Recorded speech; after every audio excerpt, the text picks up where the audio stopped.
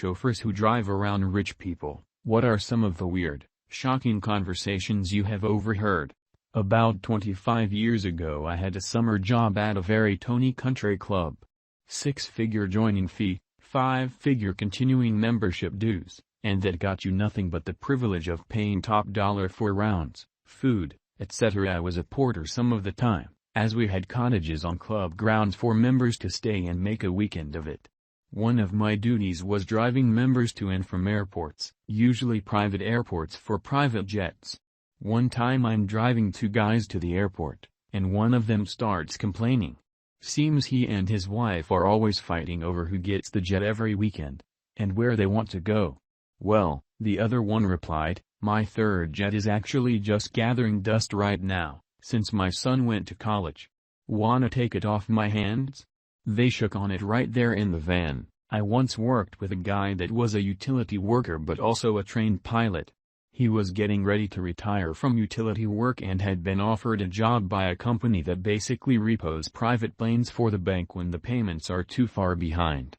He said he considered it but decided that a job repoing $30 million planes was maybe not the safest job for someone his age. I never knew before that conversation that such an industry existed. Back when cable was full of town truck drivers repoing cars, there was a show about this. They followed this guy around who'd try to sneak into the airport hangar and snatch the planes. It blew my mind. Not sure how many episodes, but I think insane 2 or 3.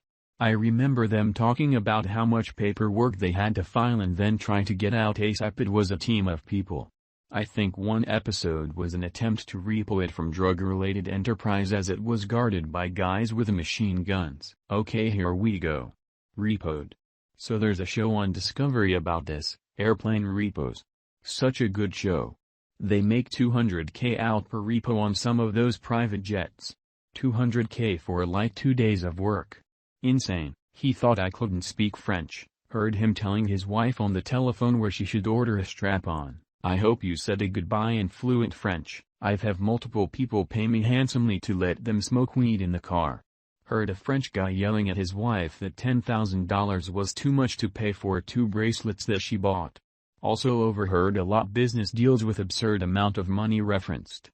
Like tens of millions. I've had conversations at work where I've said just buy the 2 of the damn things, it's only $25,000. Kind of crazy from that to debating if I wanting to keep my HBO subscription that night. I'm so fucked out about money now. Look, it's only $250,000 for 3 years, I'm going to purchase 20 of the new iPads. High figures are just nothing. Then in my personal life I shouldn't spend $8 on a burrito. I have food at home. I'm literally out to dinner to discuss a 7-figure business deal this very moment while debating whether $10 is too much for a glass of wine. There's a factor of 1 million between 2 transactions going on at the same time. Madness. Drove LIMO at Marquette University during undergrad and grad school. Some of the students that went there were obscenely wealthy. Limos are the vans that drive drunk students anywhere on campus and a few blocks outside of campus. Couple things I remember randomly from it. Drunk guy leaves his wallet on a van and another driver calls it in so me and another supervisor can take it to campus police. We pick up the wallet from the driver and open it to get the student ID so they know who to email. There had to be a few grand in there, and when we called the kid to tell him about it he told us we could just keep it because it was too far from his dorm to bother picking up. I picked up a couple girls from HEO and they spent the entire ride talking about how it was ridiculous that one of the girls' parents planned on making her pay for her own apartment after graduation and there was nothing even livable under $2,000 a month. The school is in Milwaukee, Wisconsin. Mardi Gras is the name of a campus ministry trip where you use your spring break to build houses and drink in somewhere that doesn't get snow in April. One of the people on my van was getting a free night of drinks from his buddies because he paid for everyone's trips. I think it was like $1,500 per person. Rich kids are rich, but foreign rich kids are usually on a different level. Was talking to a guy from Spain who said his dad did something with movies over there. He had an actual Rolex on and ended the conversation with, "So anyways, do you know where to find any meth?" It is a free service and a frat star tried to pay me for the ride with a Ziploc baggie of cocaine. I said no and he called me a legend and left a $20 in the cup holder before I realized it. Not a chauffeur, and I was a participant in this conversation. I used to tutor an oligarch's daughter in Rubalevka, the wealthy suburb outside Moscow. One day she mentioned that she likes to ski. I asked her which kind of skiing she preferred. Downhill is more popular where I'm from, but cross-country is quite popular in Russia, it's even part of some schools' curricula. Her answer? My favorite kind of skiing is the type where you jump out of a helicopter. Silly me, I forgot about that kind. You don't actually jump from the chopper like you see in movies. That's pretty unsafe and they are all about safety with everyone wearing avalanche beacons, etc. They land the chopper at the top of the mountain and everybody disembarks. Source: my wife and her family hella ski. Not sure if I qualify, but I did drive Uber Black for a while in NYC. Had a few interesting situations. One time I was driving a young woman and right before the destination she screamed for me to pull over. When I asked her what was wrong she pointed to the couple that was kissing in front of the building. Apparently the man was her fiancé. She didn't get out, she didn't cry, but she did ask if I could take her back to where I picked her up. I'll never forget her face, it was the saddest face I have ever seen in person. Another time I was picking up a group of guys outside a club early in the morning, and as the first guy stumbled in a Glock fell out of his coat pocket. We just locked eyes and I said, "Hope that's not for me, haha." I was nervous and didn't really know what to do, say. Probably my favorite was picking up two college-aged girls from what I can only assume was a party.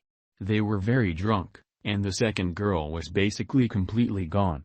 They were going all the way to Ridgewood, which was almost an hour.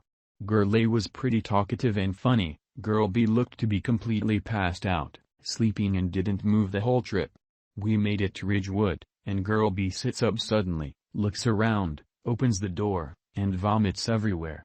She seemed fine after that, but I just kept thanking her for making it the whole way and not throwing up all over my car. The kissing fiancé is a real NYC story. Not a chauffeur, but seemed like a good chance to remind people of the story of John Boehner, at the time, Speaker of the U.S. House of Representatives, third in line for the U.S. presidency, not knowing how to use Uber. As the story goes, one of his aides downloaded the app onto his phone and showed him how to use it. Unknown to him, he'd been stuck on the carpooling option, Uber Pool. That's what he used for years. There are all sorts of tales of commuters hopping into their carpool and bam, there's John Boehner stuck in the middle seat asking to get dropped off at the Capitol building. However you feel about his politics, I think that's pretty funny. Friend of mine worked for an upscale concierge chauffeur service. His most memorable moment came when he lost Marie Osmond. Fairly simple gig, go to airport and pick up Marie Osmond, who was to be the featured entertainer at a private event. Plane comes in, he meets her, she has carry-on bag but her checked suitcase, containing her stage dresses and makeup, is missing. She is unflappable, though, asks to be taken to the nearest upscale mall. He does as instructed. She goes into a large upscale department store, selects two long sequin cocktail dresses and goes to the fitting room to try them on, without him, of course.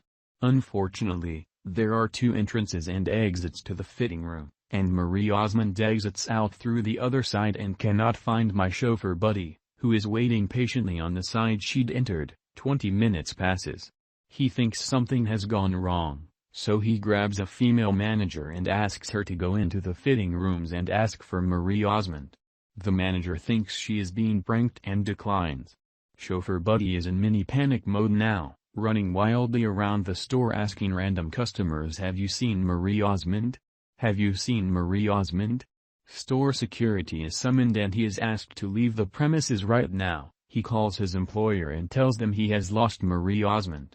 The employer doesn't have her cell phone number but has her agent's number and he is not accepting calls. She has in the meantime taken a cab to the gig, thinking she has been forgotten. Lots of apologies eventually ensued and there were no repercussions.